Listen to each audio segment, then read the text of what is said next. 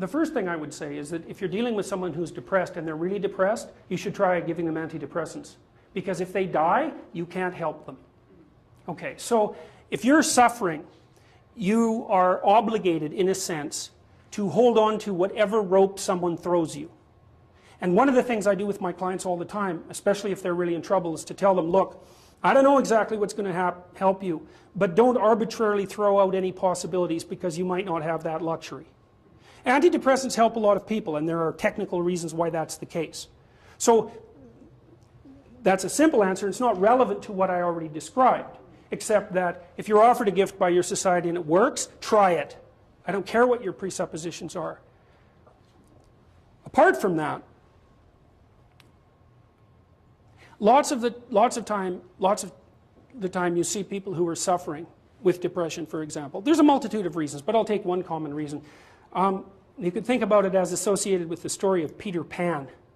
Now, Peter Pan is someone who won't grow up, right? Now, the problem with Peter Pan is he gets to be king, but it's king of Neverland. Neverland doesn't exist. So being king of nothing isn't that helpful.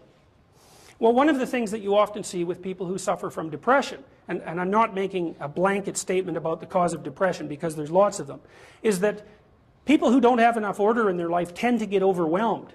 So for example, if someone comes into me and to see me and they say they're depressed, I always ask them a very standard set of questions. Do you have a job? If you don't have a job, you're really in trouble in our society. First of all, your biological rhythms tend to go off the rails right away because there's no reason to go to bed at any particular time and there's no reason to get up. And for many people, if they don't get up at the same time, they foul up the functioning of their circadian rhythms, and that's enough to make them depressed right off the bat, especially if they start napping during the afternoon.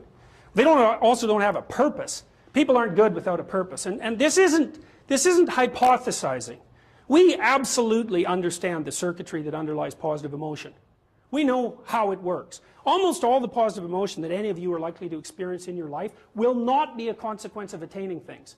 It will be a consequence of seeing that things are working as you proceed towards a goal you value. That's completely different. And you need to know this because people are often stunned, for example. They finish their PhD thesis and their presupposition is that they're going to be elated for a month. And often instead they're actually depressed. And they think, oh, what the hell? I've been working on this for 7 years and I handed it in and what do I do now? And that's what depresses them, right? It's the what do I do now? Well, they're fine if they enjoyed it, pursuing the thing. As long as it was working out, they get a lot of enthusiasm and excitement out of that because that's how our nervous systems work. Most of your positive emotion is goal pursuit emotion. If you take drugs like cocaine or amphetamine, the reason they're enjoyable is because they turn on the systems that help you pursue goals. That's why people like them. So if you don't have a job, you got no structure, that's not good. Plus, you tend not to have a point. So you're overwhelmed by chaotic lack of structure and you don't have any positive emotion. Well, do you have any friends? So sometimes you see people who are depressed, they have no job, they have no friends, they have no intimate relationship, they have an additional health problem, and they have a drug and alcohol problem. My experience has been if you have 3 of those problems, it's almost impossible to help you. You're so deeply mired in chaos that you can't get out because you make progress on one front and one of the other problems pulls you down. So one of the things I tell people who are depressed is like, don't sacrifice your stability. Get a job, even if it's not the job you exactly want. Get a damn job, you need a job. Find some friends. Get out in the dating circuit. See if you can establish an intimate relationship. Put together some of the foundational items that are like pillars that your life rests on. Well, that's the practical thing to do. So that's one example with regards to depression.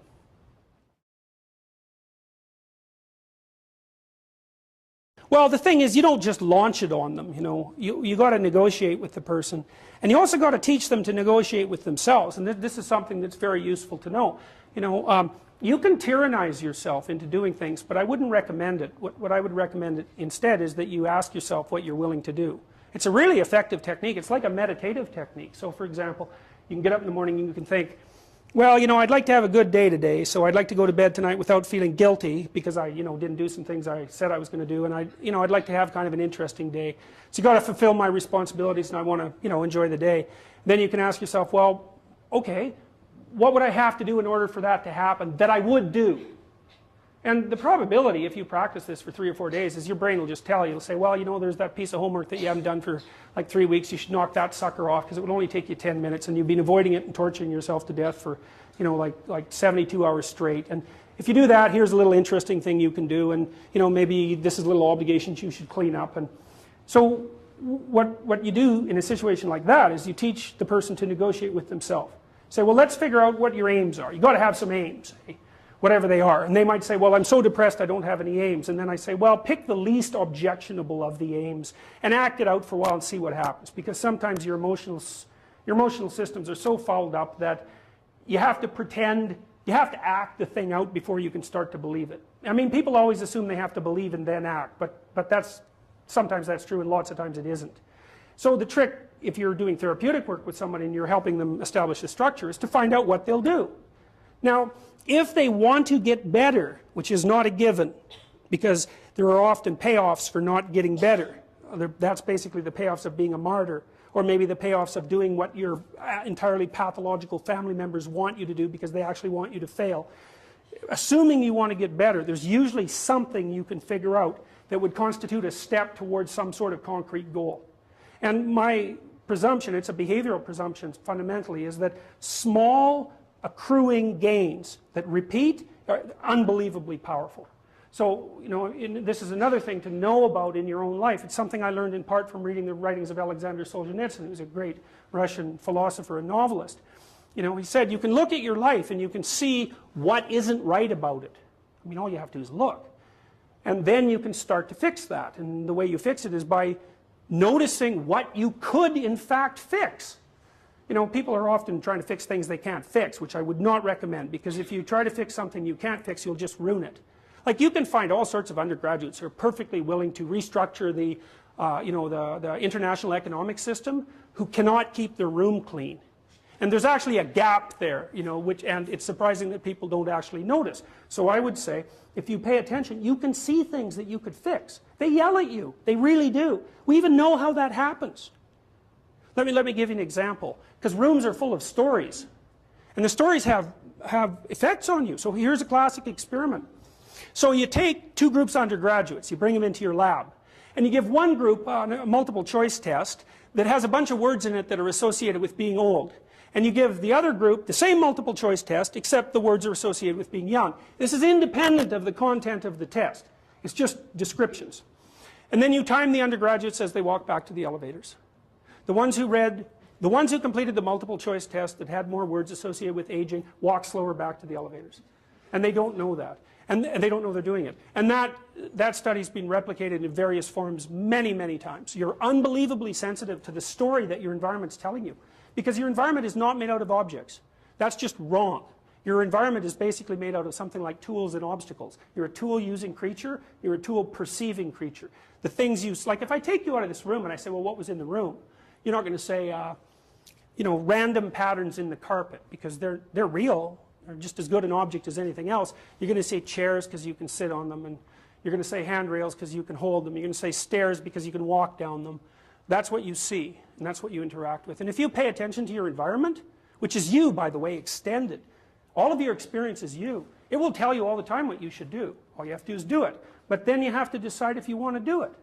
One of the things I've noticed about people, because I've wondered, once I started studying these mythological stories, and I got this idea about the fact that life can be meaningful enough to justify its suffering, I thought, God, that's such a good idea. Because it's not optimistic exactly. You know, some people will tell you, well, you can be happy. It's like, those people are idiots. I'm telling you, they're idiots. There's going to be things that come along that flatten you so hard you won't believe it. And you're not happy then. And so if life is to be happy, well, in those situations, what are you doing? Why even live? But life isn't to be happy. If you're happy, you're bloody fortunate, and you should enjoy it. You should, because it's the grace of God, so to speak. With regards to meaning, I thought, well, people know when they're doing something meaningful. They can tell. So why the hell don't they do meaningful things all the time? It seems obvious. You could do it. I mean, it's hard, you know, because other people want you to do other things. And it's a struggle, but everything's a struggle. And then I thought, well, oh, I get it. I see why. It took me about 10 years to figure this out. People have a choice. Choice number 1.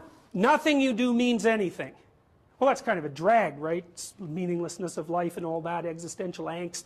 you know, that's kind of a pain. But the upside of nothing that you do is meaningful is you don't have to do anything. You've got no responsibility. Now, you have to suffer because things are meaningless, but that's a small price to pay for being able to be completely useless. The alternative is everything you do matters. Really. If you make a mistake, it's a real mistake. If you betray someone, you tilt the world a little more sharply towards evil rather than good. It matters what you do. Well, if you buy that, then you can have a meaningful life. But there's no mucking around. It means responsibility. It means that the decisions you make are important. It means that when you do something wrong, it's wrong. Well, do you want that?